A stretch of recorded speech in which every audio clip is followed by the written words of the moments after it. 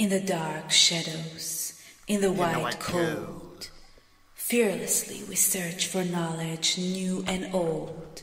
We drink the strong spirits and read the ancient tomes. The order of the Abracast. We are the brave and the bold. The Abracast. Occult, history, conspiracy, and violence.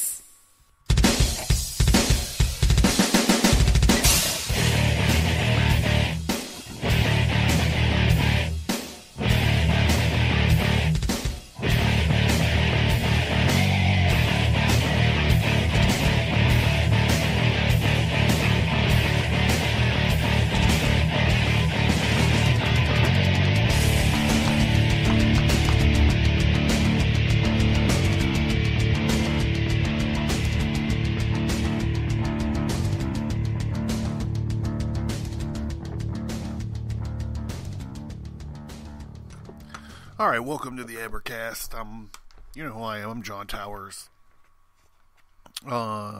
Sorry, there was a bit of a technical issue, so I had to kind of restart, so if it threw anybody off, I don't know. Also, this is a live episode, and I had to go back to this USB mic. I actually got way more complaints about the audio when I ran it through my soundboard, because I could only get one track, like either the left or the right to work. But with the USB mic, the audio is a little bit dodgier, but at least it's like on both tracks.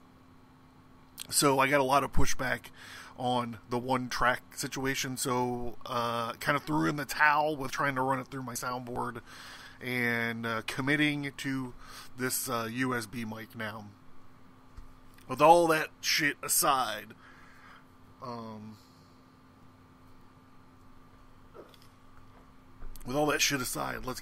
we're just going to get started. So if you're playing at home, now's when you want to get your drink. Boy, get your drink.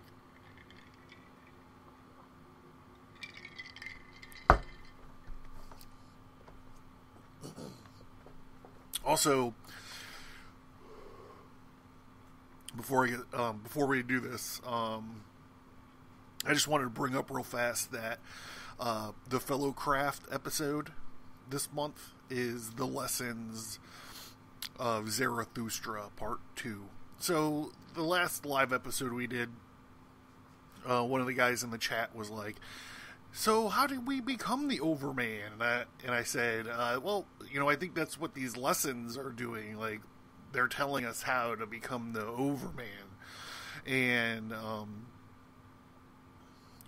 so in the lessons of the Zarathustra Fellowcraft episodes, what we're kind of talking about is we're breaking down like what each of these speeches actually means. We're kind of getting we're doing like 3 different analyses of each of these speeches. So if you want to get more into it, that's definitely a place to go. There's Fellowcraft tier is $3, and you get, like I said, this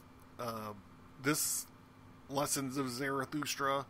There's also another Lessons of Zarathustra, and then there's like 19 or 18 more exclusive episodes you can get there, and download graphic content and all kinds of stuff over there. So check it out. It's subscribestar.com/Abracast. Right to the book. Right 4 minutes and 15 seconds in, we're going right to the book. This speech is on the love of the neighbor. And Zarathustra says, you crowd around your neighbor and have fine words for it. But I say unto you, your love of the neighbor is your bad love of yourselves. You flee to the neighbor from yourselves and would like to make a virtue out of that, but I see through your selflessness. The you is older than the I. The you has been pronounced holy, but not yet the I. So man crowds towards his neighbor He's talking about urban sprawl. Do I recommend the love of the neighbor to you? Sooner, I should even recommend flight from the neighbor. He's talking about urban sprawl and white flight. Should the neighbor and love of the farthest. Higher than love of the neighbor is the love of the farthest and the future.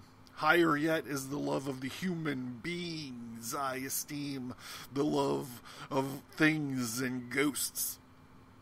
This ghost that runs after you, my brother, is more beautiful than you. Why do you not give him your flesh and your bones? But you are afraid and run to your neighbor. You cannot endure yourselves and do not love yourself enough.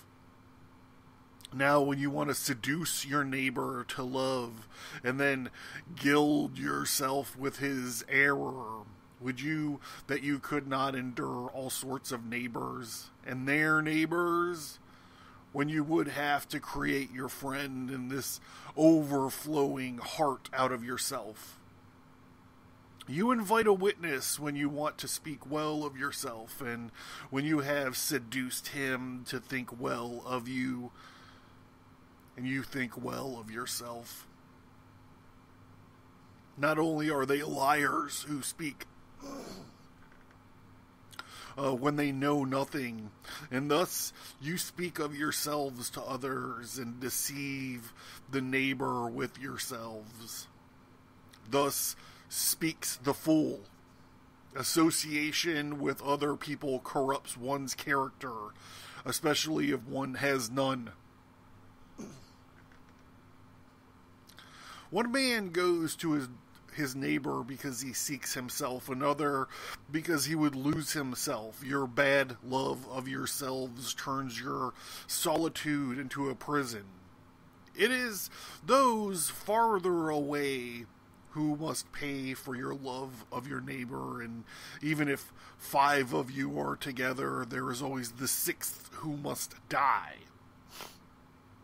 I do not love your festivals either. I found too many actors there, and the spectators too often behaved like actors.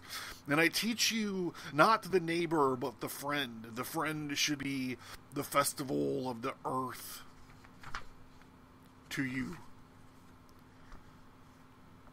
And in anticipation of the overman, I teach you to the friend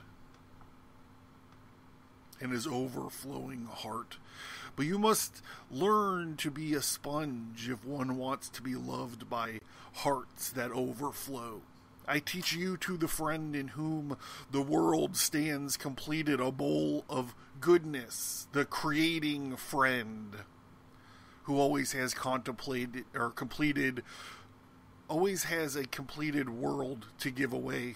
And the world rolled apart for him. It rolls together again in circles for him, and becomes of the good through the evil as becoming of purpose and of accident. Let the future and the farthest be for you the cause of your today. And your friend you shall love the overman as your cause. And my brothers, I love of the neighbor I do not recommend to you. I recommend you love of the farthest. Thus spoke Zarathustra.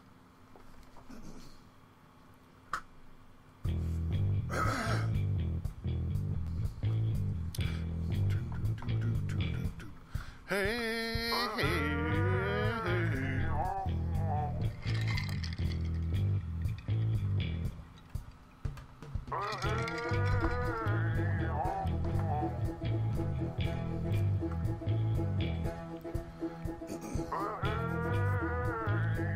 Oh.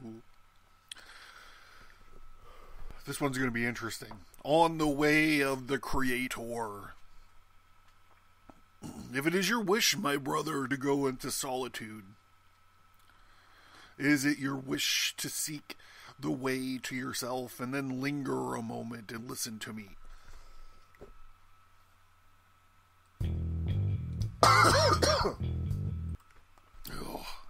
I'm sorry, I'm so sorry. He who seeks easily to get lost, all loneliness is guilt. Thus speaks the herd, and you have no longer belonged to the herd. The voice of the herd will still be audible to you. And when you will say, I no longer have a common conscience with you, it will be a lament and an agony, and behold, this agony itself was born of the common conscience. And the last glimmer of that conscience still glows in your affliction.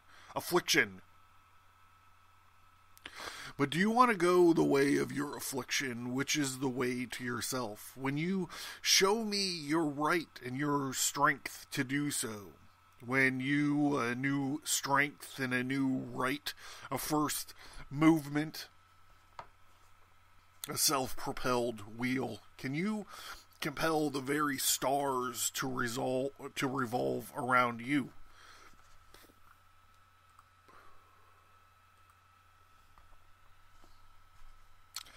Alas, there is so much lusting for the heights.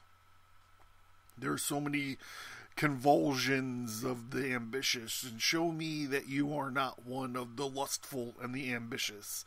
Alas, there are so many great thoughts which do no more than a bellows, and they puff up and make emptier. You call yourself free, your dominant thought. I want to hear, and not that you have escaped from a yoke. You are one of those who had the right to escape from a yoke. And there are some who threw away their last value when they threw away their servitude. Free from what? As if that mattered to Zarathustra. But your eyes could tell me brightly, free for what? Can you give yourself your own evil and your own good and hang your own will over yourself as a law? Can you be your own judge and your own avenger of your law? And terrible it is to be alone with the judge and avenger of one's own law. Thus, a star is thrown out into the void and into the icy breath of solitude. Today you are still suffering from the many being one. Today your courage and your hopes are still whole, and the time will come when your solitude will make you weary, and when your pride will double up, and your courage gnash its teeth, and you will cry, I am alone. And that time will come in which seems high to you will no longer be in sight, and that which seems low will be all too near. Even what seems sublime to you will frighten you like a ghost, and you will cry, all is false. Hashtag fake news. There are feelings which want to kill the lonely, and if they do not succeed, well, then they themselves must die. But you are capable of this. To be a murderer. My brother, do you know the word contempt yet? And the agony of your justice being just to those who despise you. You force many to relearn about you, and they charge it bitterly against you, and they come close to them and yet passed by. And they will never forgive. You pass over and beyond them, and the higher you ascend, the smaller you appear to the eye of envy. But most of all, they hate those who fly. How would you be just to me, you must say? I choose your injustice as my proper lot. Injustice and filth as they throw after the lonely one. But my brother, if you would be a star, you must not shine less for them because of that. And beware the good and the just, and they like to crucify those who invent their own virtue for themselves, and they hate the lonely one. Beware also of holy simplicity. Everything that is simple it considers unholy. It is also likes to play with fire, the stake, and beware also of the attacks of your love, and the lonely one offers his hand too quickly to whomever he encounters. To some people, you may not give your hand only a paw, and I desire that your paw should also have claws. The worst enemy you can encounter will always be yourself. You lie in wait for yourself in caves and in woods. Lonely one, you are going the way to yourself, and your way leads past yourself and your 7 devils. You'll be a heretic to yourself, and a witch, and a soothsayer, and a fool, and a doubter, and an unholy one, and a villain. You must wish to consume yourself in your own flames, and how could you wish to become new unless you had first become ashes? This is the story. This is the story of the phoenix, the bird that burns to ashes and then rises from the ashes. Back to the book. Lonely one, you are going the way of the Creator. You should create a god of yourself out of your 7 devils. Lonely one, you are going the way of the lover. Yourself you love, and therefore you despise yourself, and only lovers despise. The lover would create because he despises, and what does he know of love who did not have to despise precisely what he loved? Go into your loneliness and with your love and with your creation, my brother. You only much later will justice limp after you. With my tears go into your loneliness, my brother, and I love him who wants to create over and beyond himself and thus perishes. And thus spoke Zarathustra.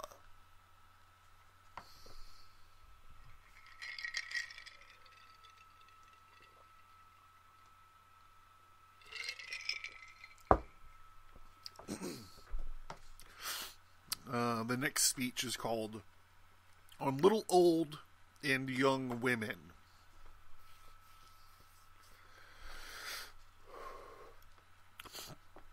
Why do you steal so cautiously through the twilight, Zarathustra?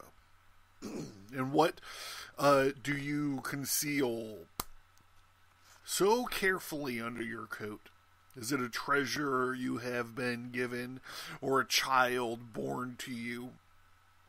Or do you yourself now follow in the ways of thieves?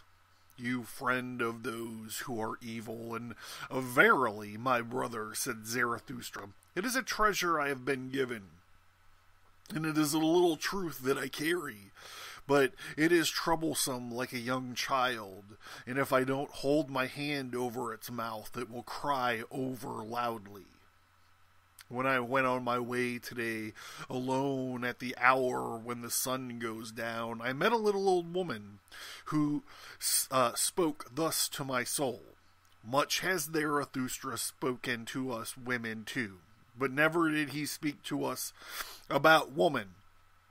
And I answered her, about woman one should speak only to men. And she said, speak to me too of women. I am old enough to forget it.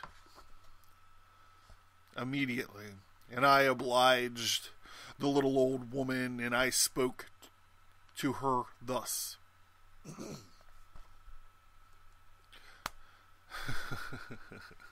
Here we go. Everything about women is a riddle, and everything about woman has one solution, that is, pregnancy. Man is for woman a means. The end is always the child, but what is woman for man? A real man wants 2 things, danger and play. Therefore, he wants woman as the most dangerous plaything. Man should be educated for war, and woman for the recreation of the warrior. All else is folly. The warrior does not like the all too sweet fruit. Therefore, he likes woman, because the sweetest woman is bitter. Woman understands children better than man does, but man is more childlike than woman. In a real man, a child is hidden and he wants to play. Go to it. Women discover the child in man. Let women be a plaything, pure and fine, like a gem irradiated by the virtues of a world that has not yet arrived. And at the radiance of a star shine through your love. Let your hope be. May I give birth to the overman. Let there be courage in your love, and with your love you should proceed towards him who arouses fear in you. Let your honor be in your love, and little does woman understand the honor otherwise. And let this be your honor, always to love more than you are loved, and never to be second. Let men fear women when she loves. Then she makes any sacrifice, and everything else seems without value to her. And let men fear women she hates. For deep down in his soul, man is merely evil, while this woman is bad. Whom does woman hate most? Thus spoke the iron to the magnet. I hate you most because you attract me, but you are not strong enough to pull me to you. Yikes. The happiness of man is I will. The happiness of woman is he wills. Behold, just now the world became perfect. Thus thinks every woman when she obeys out of entire love. And the woman must obey and find a depth of her surface. The surface is the disposition of woman. A mobile, stormy film over shallow water. The man's disposition, however, is deep, and his river roars in subterranean caves, and woman feels the strength, but does not comprehend it. Then the little old woman answered me. Many fine things, has Zarathustra said, especially for those who are young enough for them. It is strange Zarathustra knows women little, but yet he is right about them. Is this because nothing is impossible with a woman? And now, as a token of gratitude, accept a little truth. After all, I am old enough for it. Wrap it up and hold it in your hand over its mouth, else it will cry over loud this little truth. Wow. Then I said, women, give me your little truth, and thus spoke the little old woman. You are going to women, do not forget the whip. Thus spoke Zarathustra. Wow, man, I like that one. I can't wait to dissect that in a Fellow Craft episode. It's going to be a good one. Lots of people lighting themselves on fire, I think. I think for that one.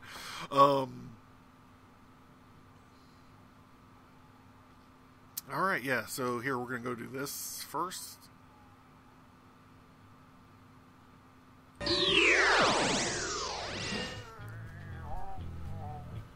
Hey, check out this month's Fellow Craft episode. It's all about the lessons of Zarathustra. Check out this clip. Alright, so listen to these two statements juxtaposed. On the new idol, the state has become the new idol that the masses worship. It encourages uniformity and mediocrity, pandering to the masses, and freedom can only be found outside the confines of the state. Now listen to this statement by the same organization, if not the same fucking writer, on enjoying the suffering and the passions, which was the first speech that we spoke about this evening. We learn and grow most from our moments of suffering and intense feeling, and they make us unique. And they should not be shared for fear of losing one's uniqueness. And someone who is driven by more than one intense passion will suffer inner conflict. back to this existentialism paper. No one is allowed to be a creator, and no one is allowed to be original. Think of unplatforming, demoting videos on YouTube. Think about, we've called it like the modern book burning movement. I'm sure there's another snappy word for it. Think about that. The difference is not tolerated in the state. The Daleks do not. Okay. Difference is not tolerated in the state. Difference is not tolerated by the Dalek. The state turns the people into the last human. Only where the state ends can the overman begin. This Fellowcraft episode and many more are available at subscribestar.com/abracast. The Fellowcraft tier it's only $3 a month, guys.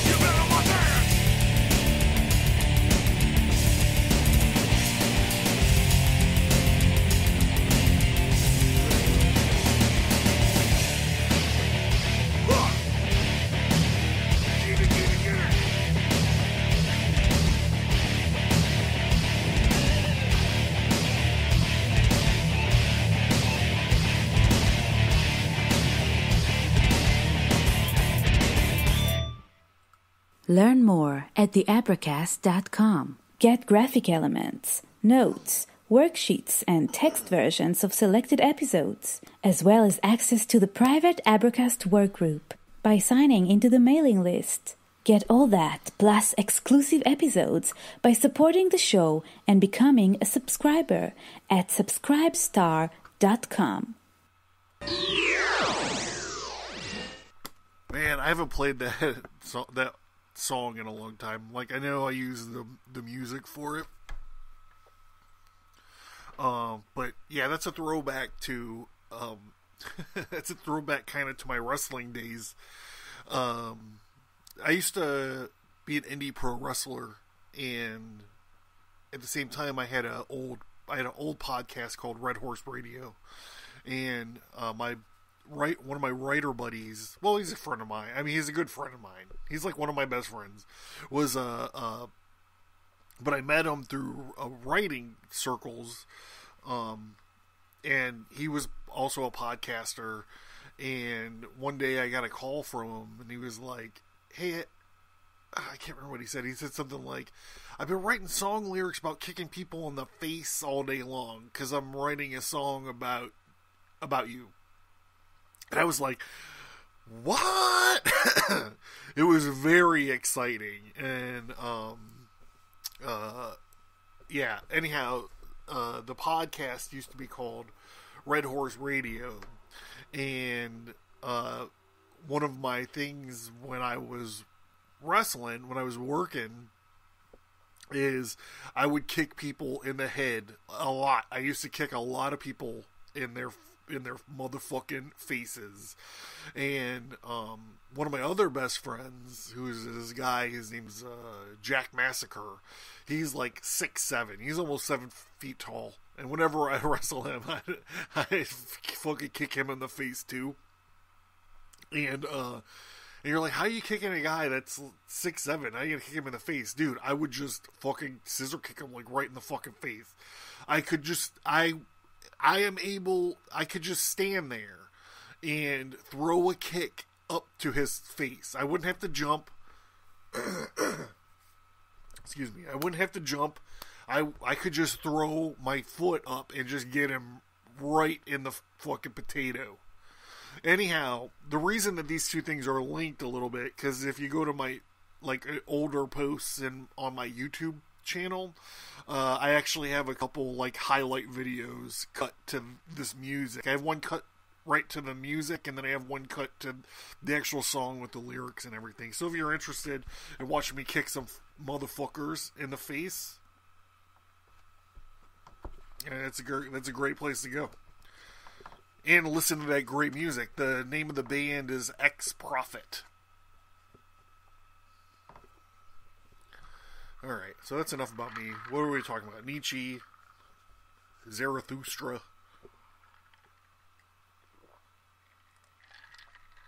I got a thing. Hold on.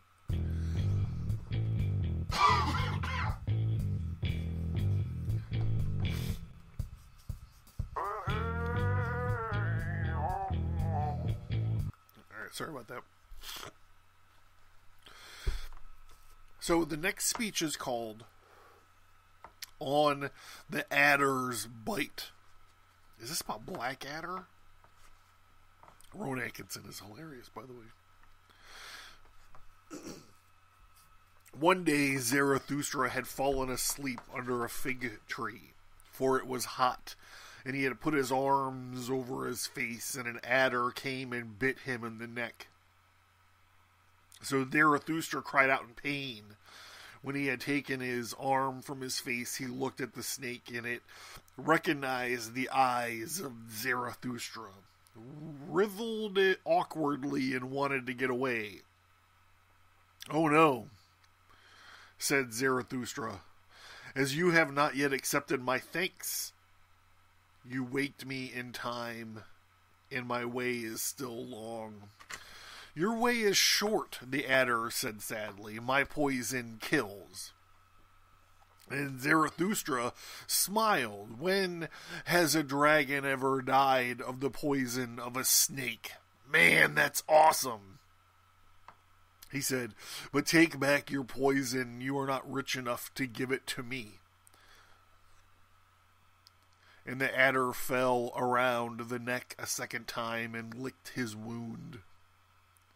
When Zarathustra once related to his disciples, they asked, "And what, O Zarathustra, is the moral of your story?" Then Zarathustra answered thus: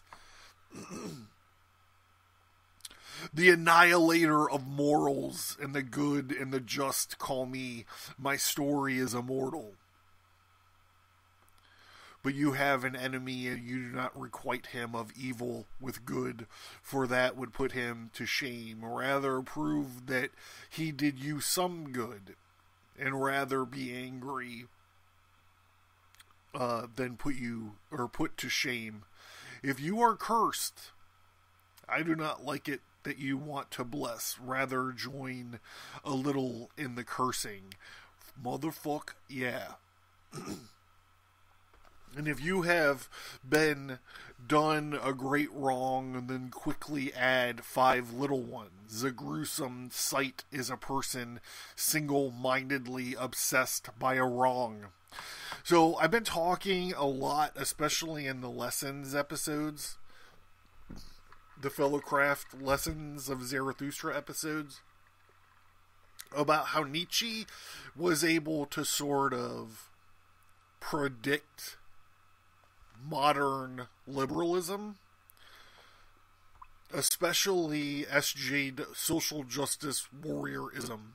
And here we see it again kind of poking up, right?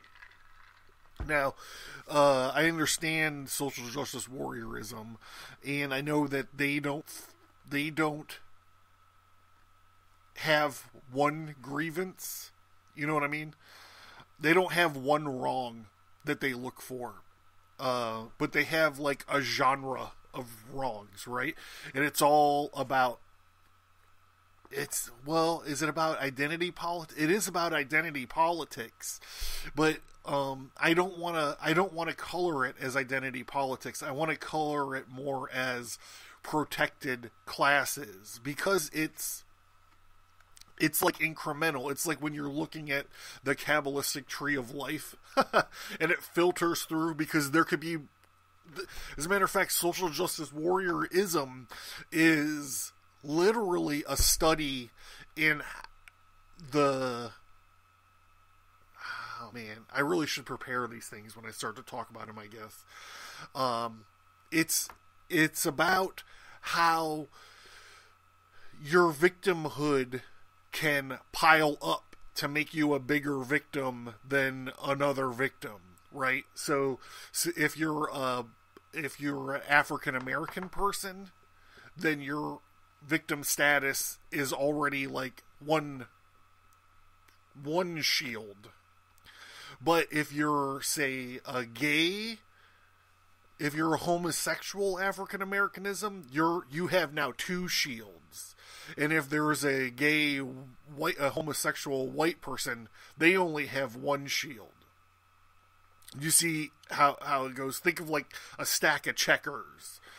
But if this African American gay, this hypothetical African American gay person is also trans, now they have 3 levels of shields.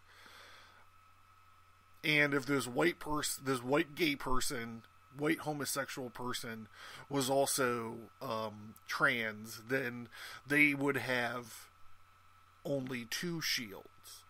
And the whole thing, it just swirls around and around, and it's I've heard it called the commodity of victimhood, and I think that's brilliant. So what Zarathustra is talking about, what I think that there's no way that someone could look, 100 years in the future and look at what's going on in our culture right now and be like, oh, this is what I predict. But just break down the ideas of what he's talking about. I'm going to back up. I'm going to reread some of this just so we can kind of get all on the same page. It If you have been done a great wrong, then quickly add 5 little ones. A gruesome sight is a person single-mindedly obsessed by a wrong. I mean, look at your fucking Twitter, everybody. Do you already know this? A wrong shared is half right. And he who is able to bear it should take the wrong upon himself. A little revenge is more human than no revenge, and if the punishment is not also right and honor for the transgressor, then I do not like your punishments either. It is nobler to declare oneself wrong than to insist on being right, especially when one is right. Only one must be rich enough for that. And I do not like your cold justice and your out of the eyes of your judges. There always looks the executioner and his cold steel. Tell me, where is that justice, which is love with your open eyes? Would that you might invent for me the love that bears not only all punishment, but all guilt? Would you might invent for me the justice that acquits everyone except that judges? Do you still want to hear this too? In him who would be just thorough and thorough even lies become kindness to others, but how could I think of being just thorough and thorough? How can I give each his own? Let this be sufficient for me. I give each my own. Finally, my brothers, beware of doing wrong beware of doing wrong to any hermit. Because how could a hermit forget? How could he repay like a deep well that is a hermit, that is easy to throw in a stone, but if the stone sank to the bottom, tell me who would get it out again. Beware of insulting the hermit, but what have you done so? Well, then kill him too. Thus spoke Zarathustra.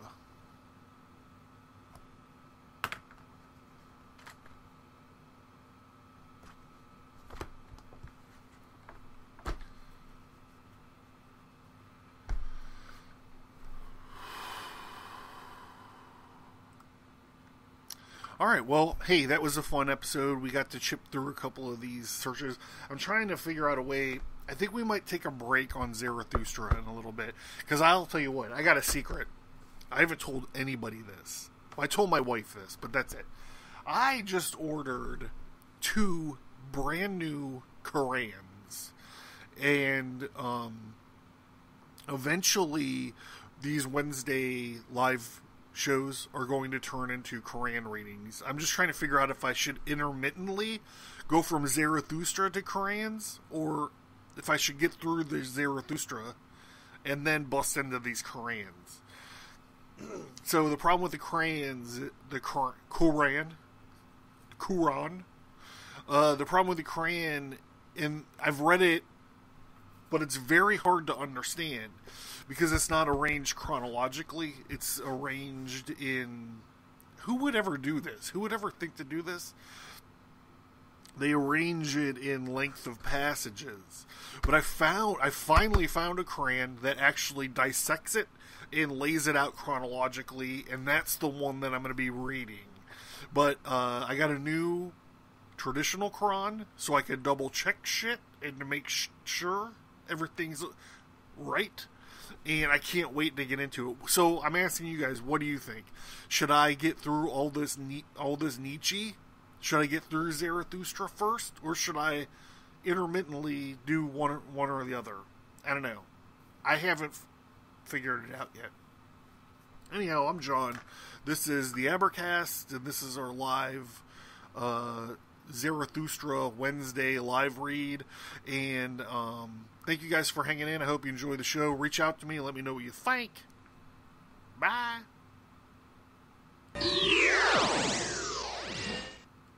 Learn more at theabracast.com. Get graphic elements, notes, worksheets, and text versions of selected episodes, as well as access to the private Abracast workgroup by signing into the mailing list.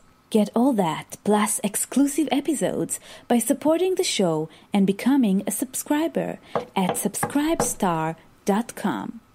It is an apprentice in the order of the Abracast who now wishes to receive more light by passing to the degree of the fellow craft. He is prepared, worthy, and well qualified, and he is vouched for. Let him enter in the name of the Lord and be received in due form. Learn more at theabracast.com. Get graphic elements, notes, worksheets, and text versions of selected episodes, as well as access to the private Abracast workgroup by signing into the mailing list. Get all that, plus exclusive episodes, by supporting the show and becoming a subscriber at subscribestar.com. I've been having an awesome streak of shitty events in my life, and one day I was just like tinkering around with this new app that my podcast host had, and I was like, oh, there's like a go live feature here. So I hit the button, and we started experimenting with going live, and I grabbed this my Nietzsche book. I think it's called. Is it called Portable? The Portable Nietzsche? And I started talking about Spake, Zarathustra. And I was like, hey, man, I'm just going to do, whenever I'm having a shitty day, I'm just going to do one of these live episodes. We're just going to chip away through this gigantic fucking book. Well, I actually had to take a break, but we did three like in a row. And because we're just experimenting with it, I had to use like a different mic. I couldn't get this shit through my sound. Anyhow, it sounds a little bit different, but I'm working on it. I ordered a new part and all this other kind of stuff. So, but with the fellow craft episodes, I would do a series traditionally, all of them except for one. I would do a series, and then I would do like an extra episode where I'm like, this is what I learned from the Emerald Tablets of Thoth, the Atlantean, or this is what I learned through when I read the first part of section 1 of Libra 4, or this is what I learned when I read this phallic influences in ancient religions or whatever. So I thought, because I'm throwing these live episodes at you guys, I thought that I could instead flip over to the fellow craft episodes and do the this is what I learned when I read, or this is what I thought of when I read these first 3 or 4 sermons or speeches of Zarathustra. So here's a short preview, and it's all on the one and only fellow craft tier of Subscribestar. So I hope you guys dig it. I hope you like it. I hope you come over. I'm actually learning quite a lot, and this episode takes a wild left turn into some stuff. So anyhow, I hope you guys dig this, and beware that there's some more live episodes coming up actually this week. It's coming up fast. If not today, tomorrow. If not, well, I'm probably going to take the 4th off. But there's some we're doing Zarathustra this week, live episodes. A good way to know when we're going live is subscribe on Subscribestar, or sign into the mailing list and get access to the work group where I'm publishing all this stuff. So, all right, man, here, check it out. I hope you like it. Bye. Towers out. In the lion stage, the subject of spiritual transformation must engage the dragon into mortal combat. Finish him. One needs to be a lion in spirit to defeat the law of thou shalt and affirm the conditions of one's flourishing. Okay, so let's bounce this up next to the communism thing. The communism, you're carrying the load for everybody. Well, this lion's like, fuck you.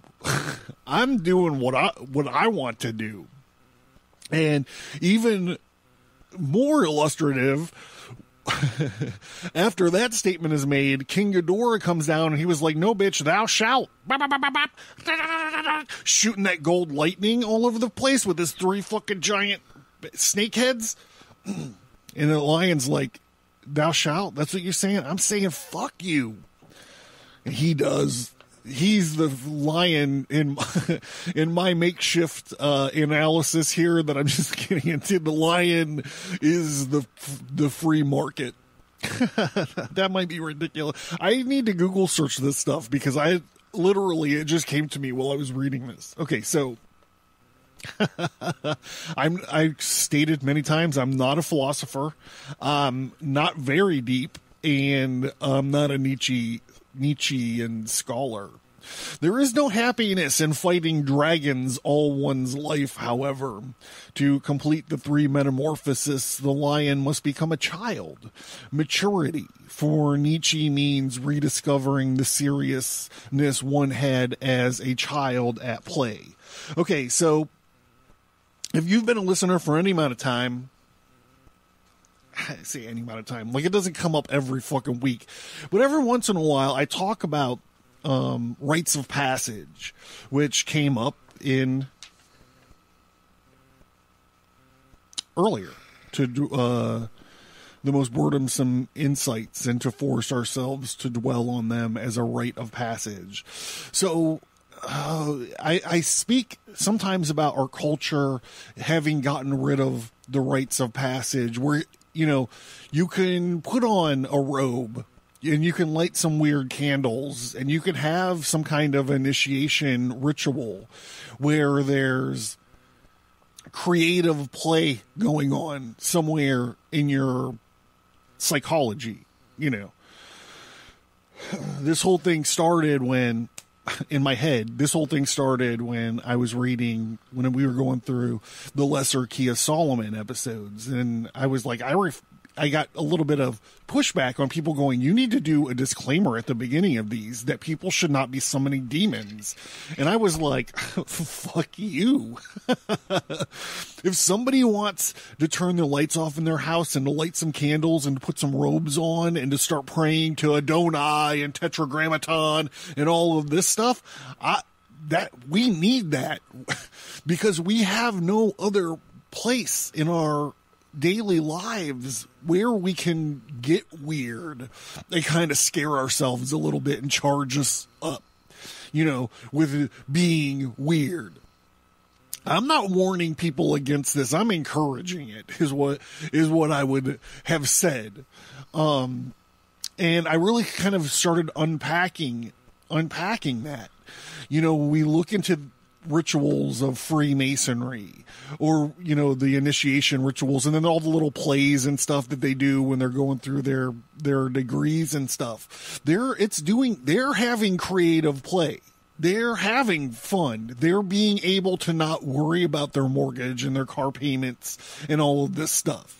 As a matter of fact, you know what? I should fucking get a robe right now and fucking do some fucking ritual magic because I need a fucking vacation from my life right now. I'm having the worst fucking 2 months back to back to back that I've had in a long fucking time.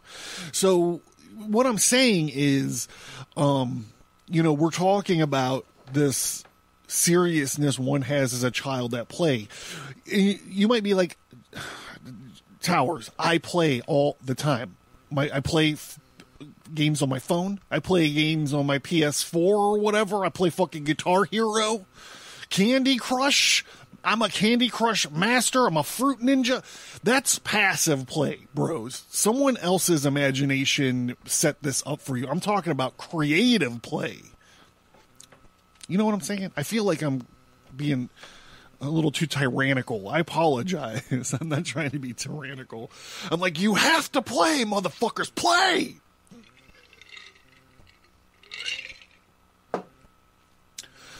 Back to this thing. A childlike spirit is vital to happiness, health, and well-being. That child, Nietzsche says, is innocence and forgetting. It's a new beginning, a sport of self-propelling wheel.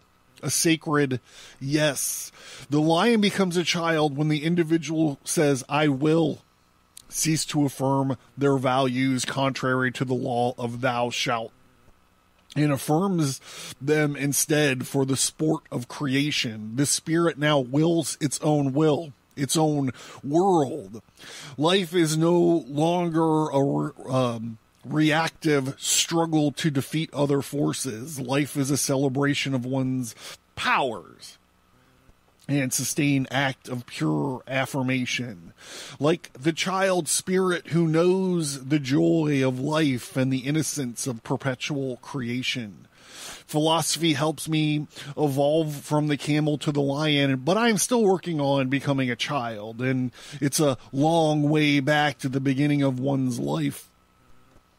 But this is where I am headed, and Nietzsche was wrong about many things, but he was right to argue that a light, innocent, affirmative approach to life is vital to spiritual flourishing and the creative existence as well. I mean, I don't know if I should get into this now or if I'm going to get a chance to get into it later. Yeah, I'm going to skip. All right, so